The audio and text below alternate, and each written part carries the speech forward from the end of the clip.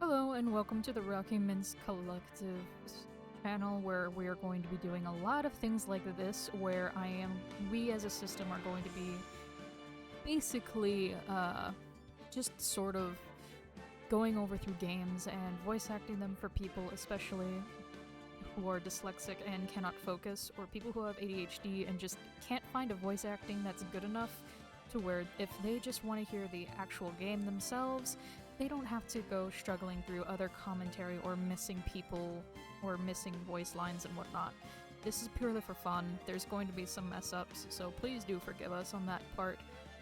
Again, this is all meant for good and fun. This isn't meant to be 100% serious, but if you would like to enjoy and see some more of this content, there's going to be more of this later on when we can record this. So, let's get started. This is going to be the first game and first case.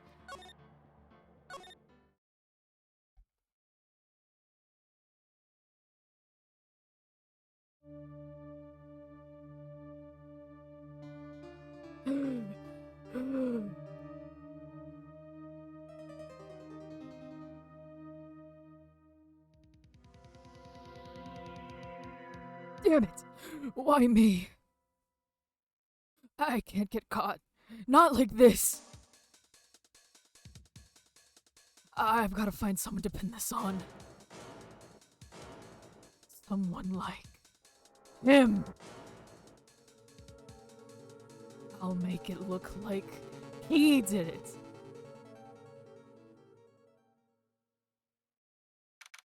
August 3rd, 9:47 a.m. District Court Defendant Lobby Number 2. Boy, I am nervous. Right. Oh, hiya, Chief. Ooh, I'm glad I made it on time. Well, I have to say, Phoenix, I'm impressed. Not everyone takes on a murder trial right off the bat like this. It says a lot about you, and your client as well. Thanks. Actually, it's because I owe him a favor. A favor? You mean you knew the defendant before this case? Yeah. Actually, I kind of owe my current job to him. He's one of the reasons I became an attorney. Well, that's news to me. I want to help him out any way I can. I just really want to help him. I owe him that much. It's over! My life, everything, it's all over! Is that your client screaming over there? Yeah, it's him. Death, despair, oh! I'm gonna do it! I'm gonna die! It sounds like he wants to die. Yeah. Nick! Hey there, Larry. Dude, I'm so guilty. Tell him I'm guilty. Give me the death sentence. I ain't afraid to die. What? What's wrong, Larry? Oh, it's all over. I'm finished. Finished! I can't live in a world without her. I can't! Who took her away from me, Nick? Who did this? Oh, Nick, you gotta tell me. Who took my baby away? The person responsible for your girlfriend's death? The newspapers say it was you. My name is Phoenix Wright. Here's the story. My first case is a fairly simple one. A young woman was killed in her apartment. The guy they arrested was the unlucky sap dating her. Larry Butts. My best friend since grade school. Our school had a saying, when something smells, it's usually the Butts.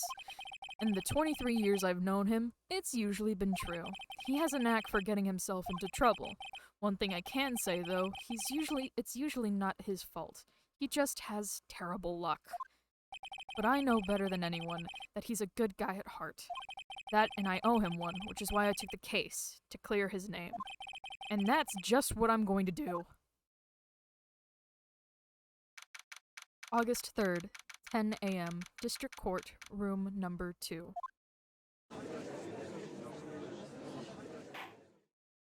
Court is now in session for the trial of Mr. Larry Butts. The prosecution is ready, Your Honor. The, defense is ready, Your Honor. Mr. Wright, This is your first trial, is it not? Yes, Your Honor. I'm, a little nervous. Your conduct during this trial will decide the fate of your client. Murder is a serious charge. For your client's sake, I hope you can control your nerves. Thank you, Your Honor. Mr. Wright, given the circumstances, I think we should have a test to ascertain your readiness. Yes, Your Honor. Oh, hands shaking, eyesight fading. The test will consist of a few simple questions. Answer them clearly and concisely. Please state the name of the defendant in this case. The defendant? Well, that's Larry Butts, Your Honor. Correct.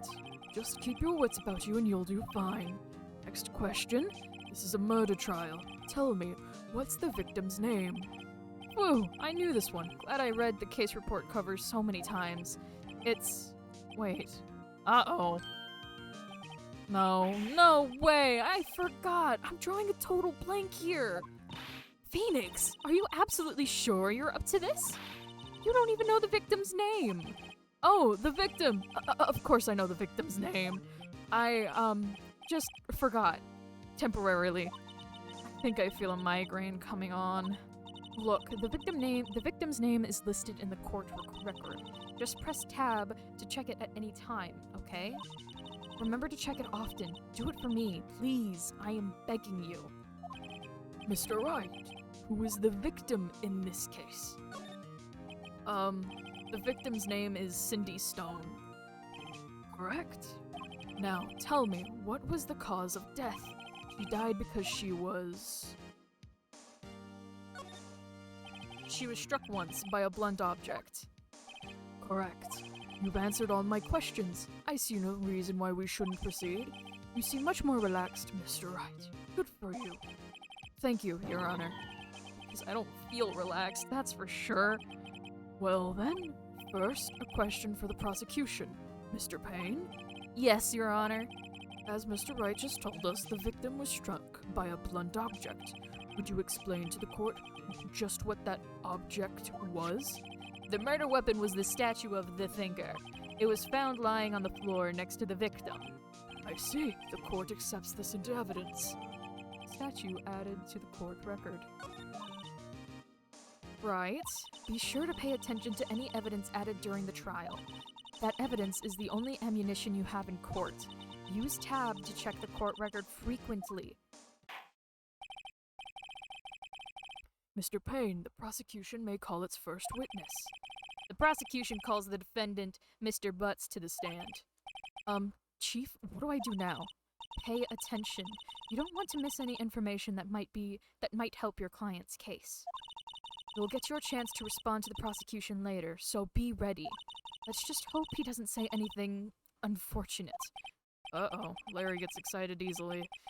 This could be bad.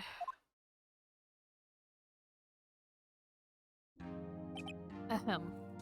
Mr. Butts, is it not true that the victim had recently dumped you? Hey, watch it, buddy! We were great together! We were Romeo and Juliet, Cleopatra, and Mark Antony! Didn't they all die? I wasn't dumped, she just wasn't taking my phone calls, or seeing me, ever. What's it to you anyway? Mr. Butts, what you described is generally what we mean by dumped. In fact, she had completely abandoned you and was seeing other men. She had just returned overseas with one of them the day before the murder. What do you mean, one of them? Lies! All of it lies! I don't believe a word of it! Your Honor, the victim's passport. According to this, she was in Paris until the day before she died. Passport added to the court record. Indeed, she appears to have returned the day before the murder. Dude, no way! The victim was a model, but she did not have a large income. It appears that she had several sugar daddies. Daddies? Sugar? Yes, older men who gave her money in gifts. She took their money and used it to support her lifestyle. Dude! We can clearly see what kind of woman this Mrs. Stone was. Tell me, Mr. Butts, what do you think of her now? Right? I don't think you want him to answer that question. Yeah, Larry has a way of running his mouth in all the wrong directions. Should I... My client had no idea the victim was seeing other men. That question is irrelevant to this case. Ugh. Dude, Nick, what do you mean irrelevant? That cheating she-dog! I'm gonna die! I'm just gonna drop dead! Yeah, and when I meet her in the afterlife, I'm gonna get to the bottom of this! Let's continue with the trial, shall we? I believe the accused motive is clear to everyone. Yes, quite. Oh boy, this is so not looking good. Next question. You went to the victim's apartment on the day of the murder, did you not? Go. Well, did you or did you not? Well, maybe I did and maybe I didn't. Uh-oh, he went. What do I do? I'll send him a signal. Lie like a dog. Well, see, it's like this. I don't remember. You don't remember? Well then, we'll just have to remind you. I got a bad feeling about this. We have a witness that can prove he did go to the victim's apartment that day. Well, that simplifies matters. Who is your witness? The man who found the victim's body, just before making the gruesome discovery. He saw the defendant fleeing the scene of the crime. Order in the court. Mr. Payne, the prosecution may call its witness. Yes, Your Honor. This is bad. On the day of the murder, my witness was selling newspapers at the victim's building. Please bring Mr. Frank Sawhit to the stand.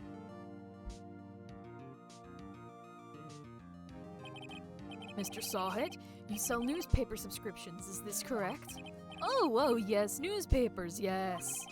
Mr. Sawhit, you may proceed with your testimony. Please tell the court what you saw on the day of the murder.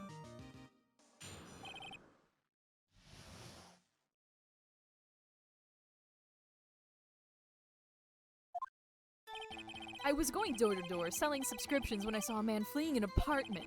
I thought he must be in a hurry because he left the door half open behind him. Thinking it was strange, I looked inside the apartment. Then I saw her lying there, a woman, not moving, dead. I quailed in fright and found myself unable to go inside. I thought to call the police immediately. However, the phone in her apartment wasn't working. I went to a nearby park and found a public phone.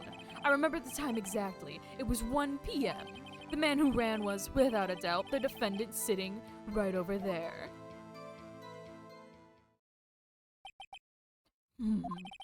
Larry, why didn't you tell the truth? I can't defend you against a testimony like that. Incidentally, why wasn't the phone in the victim's apartment working? Your Honor, at the time of the murder, there was a blackout in the building. Aren't phones supposed to work during a blackout? Yes, Your Honor. However, some cordless phones do not function normally. The phone that Mr. Sawhit used was one of those.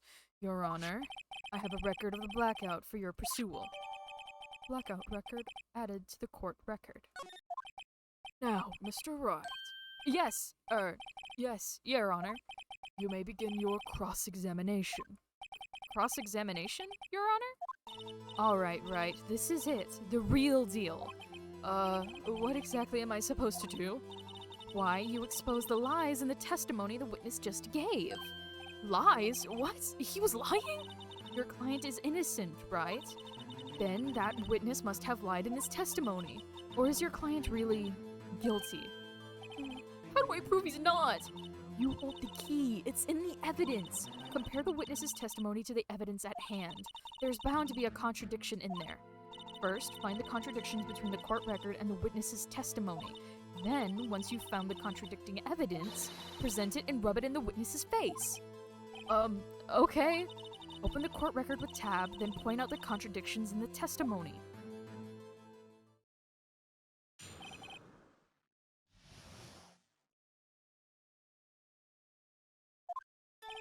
I was going door to door selling subscriptions when I saw a man fleeing an apartment. I thought he must be in a hurry because he left the door half open behind him. Thinking it was strange, I looked inside the apartment. Then I saw her lying there, a woman, not moving, dead.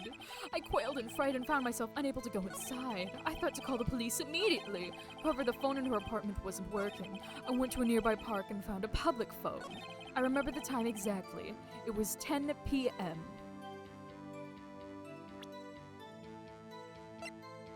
Cindy's autopsy report. Time of death, 7:31, 4 p.m. to 5 p.m. Cause of death, loss of blood due to blunt trauma. You found the body at 10 p.m. You sure? Yes, it was 10 p.m. for certain. Frankly, I find that hard to believe. Your statement directly contradicts the autopsy report. The autopsy notes the time of death at some time after 4 p.m. There was no body to find at 1 p.m.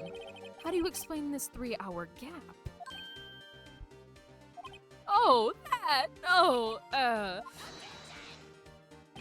This is trivial. The witness merely forgot the time. After his testimony, I find that hard to believe.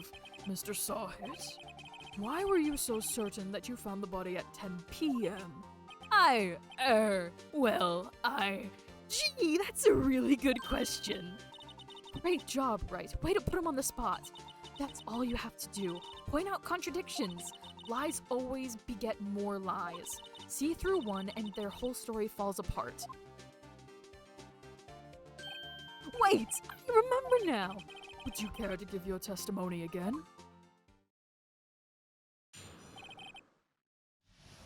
The time of discovery. You see, when I found the body, I heard the time. There was a voice saying the time. It was probably coming from the television. Oh, but it was 3 hours off, wasn't it? I guess the victim must have been watching a video or taped program. That's why I thought it was 10 p.m. Terribly sorry about the misunderstanding. I see. You heard a voice saying the time. You heard a voice saying the time on a taped program. Mr. Wright, you may cross-examine the witness. Right. You know what to do. I've got this one.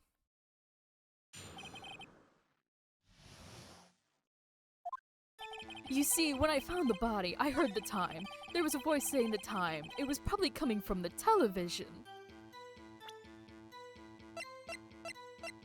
Blackout record. Electricity to Mrs. Stone's building was out from noon to 6 p.m. on the day of the crime.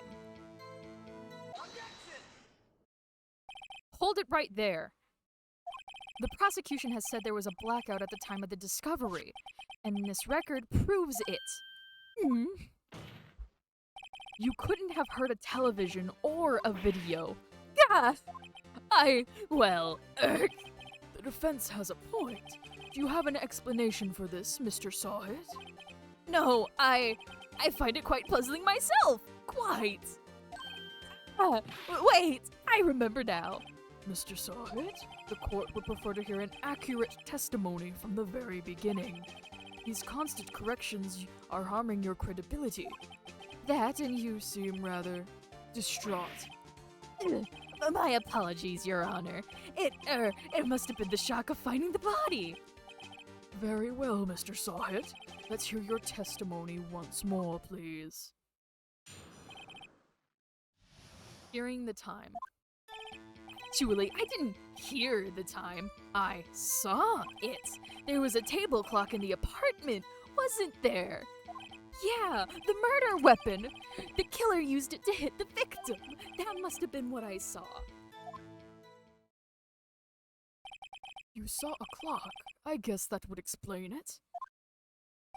The defense may cross-examine the witness. Gladly.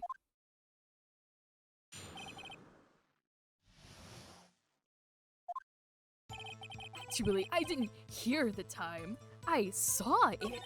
There was a table clock in the apartment, wasn't there? Yeah, the murder weapon. The killer used it to hit the victim. Statue. A statue in the shape of the thinker. It is rather heavy. Wait just a moment. The murder weapon wasn't a clock. It was the statue. Now, how is this supposed to be a clock? What? You with your objections and your evidence? Just who do you think you are? Just answer the question, Mr. Sawhit. Hey, I saw it there, okay? That's a clock. Your Honor, if I may. Yes, Mr. Payne? As the witness stated, this statue is indeed a clock. The neck is a switch. You just tilt it and it says the time out loud. As it doesn't look like a clock, I submitted it as a statue. My apologies. I see. So the murder weapon was a table clock after all. Well, Mr. Wright, it appears that the witness's testimony was correct. This is a clock. Do you have any problems with this testimony now? Your Honor, there is a gaping hole in the witness's testimony. The only way he could have known the weapon was a clock is to hold it in his hand. Yet the witness testified that he never entered the apartment. Clearly a contradiction. Indeed. The witness knew it was a clock because he... You're lying. You were inside the apartment on the day of the murder. Oh yeah? Prove it! Prove I went in there! I'll do better than that. I could prove you were the one who killed her. You struck her with the clock, and the shock of the blow triggered the clock's voice. That was the sound you heard. Order in the court. Intriguing. Please continue, Mr. Wright. Yes, Your Honor. Mr. Sawhit, the sound must have left quite an impression on you. Understandable, since the murder weapon spoke just as you hit the victim. That voice was burned into your mind. That's why you were so certain about the time. What's the meaning of this? This is all baseless conjecture. Baseless? Just look at the witness's face. Would the witness care to elaborate? Did you strike the victim with the clock? I never. Look, the clock. I heard, no, I mean, I saw. Shut up, I hate you! It was him, I tell you. I saw him. He killed her, and he should burn! Give him death! Order in the court, I say. Your Honor, a moment, please. There isn't a shred of evidence supporting the defense's claims. Mr. Wright, Your Honor, you claim the sound of the witness heard came from the clock. Do you have any evidence? The whole case is riding on this. I better think it through carefully. Your Honor, the sound Mr. Sawhit heard was definitely this clock. A fact which is clear if you simply... Let's sound the clock now, here in this court. Your Honor, may I have the clock? I asked the court to listen very carefully. I think it's 8:25. That certainly is a strange way to announce the time. Well, he is the thinker, after all. So, we've heard the clock. What are your conclusions, Mr. Wright? Mr. Payne, can you tell me what time it is now? It's 11:25. Ow! As you can see, this clock is exactly 3 hours slow, precisely the discrepancy between what Mr. Sawhit heard and the actual time of death. So, Mr. Sawhit, try to talk your way out of this one. You forgot one thing. Uh-oh, what's he talking about now? While it may seem like that clock is running 3 hours slow, it proves nothing. How do you know it was running 3 hours slow on the day of the murder? You can't prove that. You don't have a case. He's right. How am I going to prove that? Damn it, I was so close. Mr. Wright, it seems you lack the critical evidence to support your claim. Yes, Your Honor. This means I cannot let you indict the witness.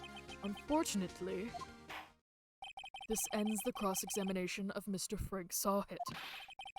I come all the way down here to testify, and look what happens! You treat me like a criminal! A criminal! You lawyers are all slime! I almost had him. Sorry, Larry. I failed you. There's nothing I can do about it now. Not so fast, Mr. Sawhit. Mia, I mean, Chief! Listen up, Wright. Don't throw this one away. Not like this. Think! But Chief, it's over. I can't prove the clock was slow the day of the murder. Nobody can prove that. Well, yes, but that doesn't mean you can't still win. Try thinking out of the box. Don't waste time doubting the facts. Assume the clock was 3 hours slow and think through it. Ask yourself, why was the clock 3 hours slow? Figure out the reason and you'll have your proof. Right? Right? Can you think of a reason as to why the clock could be 3 hours slow? Wait! Maybe I could prove it. You must have evidence somewhere that can prove it, right? Find it and let them have it. Well, Mr. Wright, you say the clock was already running slow on the day of the murder. Have you found evidence to support this claim? Of course. There is a piece of evidence in the court record that can prove my claim beyond a doubt. Ha! Through tough words. Let's see you pull this one off. Let's see the evidence that proves why the clock was running slow. Passport. The victim apparently arrived home from Paris on a 7:30, the day before the murder. The victim had just returned home from abroad the day before the murder. As we all know, the time difference between here and Paris is 9 hours. When it's 4 p.m. here, it is 1 a.m. the next day there. The clock wasn't 3 hours slow, it was 9 hours fast. The victim hadn't reset her clock since returning home. That's why the time you heard when you struck her dead in her apartment was wrong. Proof enough for you, Mr. Sawhit? Or should I say, Mr. Did It?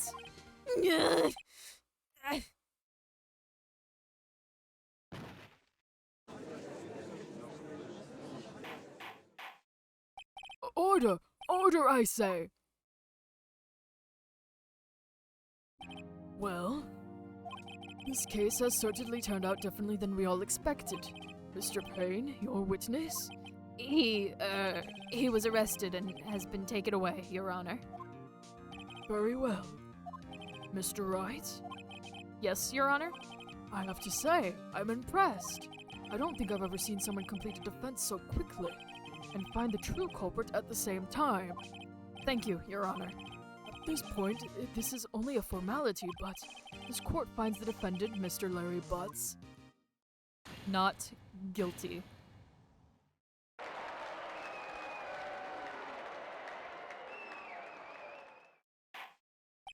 And with that, this court is adjourned.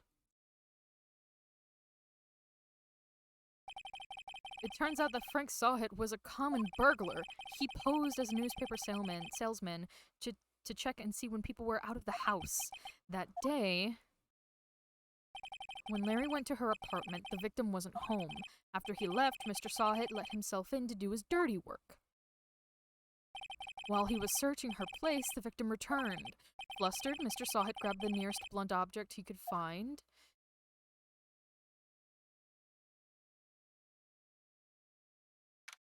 August 3rd, 2:32 p.m., District Court Defendant Lobby Number 2.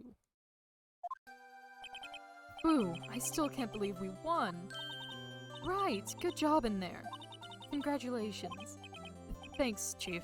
I owe it all to you. Not at all, not at all. You fought your own battles in there. It's been a while since I've seen a trial, and on such a satisfying note. I've never seen the Chief looking this happy. If she's this glad, imagine how Larry must feel. My life is over. Larry, you're supposed to be happy. What's wrong now? Aw, Nick. Don't worry about me. I'll be dead and gone soon. Good. Wait, no. I mean, bad. Larry, you're innocent. The case is closed. But my Cindy Wendy's gone, man. Gone forever. Larry, she was a... never mind. Congratulations, Harry. Harry? Yes, you. I can practically see the headlines now. Harry Butts, innocent. Thanks. I really owe you one.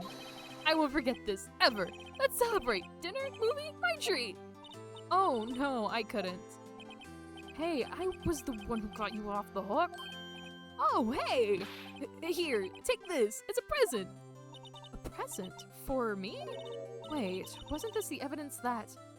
Actually, I made this clock for her. I made one for her and one for me.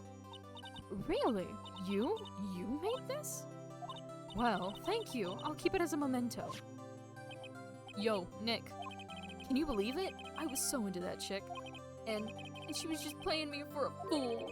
Don't that make you just want to cry? Larry. Are you so sure? Excuse me? I think she thought quite a lot of you, in her own way. Nah, you don't gotta sympathize with me. It's okay. Oh, I'm not just sympathizing, really. Isn't that right, Wright? Don't you have something to show your friend? Something that proves how she felt about him? Huh? Oh, yeah, right. What the heck is she talking about? Statue. A statue in the shape of the thinker. It is rather heavy. Check this out, Larry. Proof positive you weren't just some chump to her. Huh? What about that clock? This is the clock you made for her, Larry.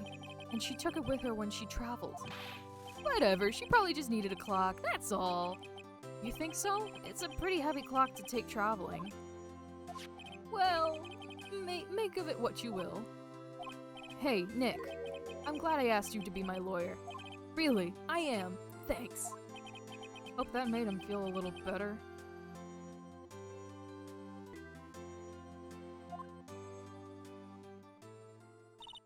Right? I hope you see the importance of evidence now.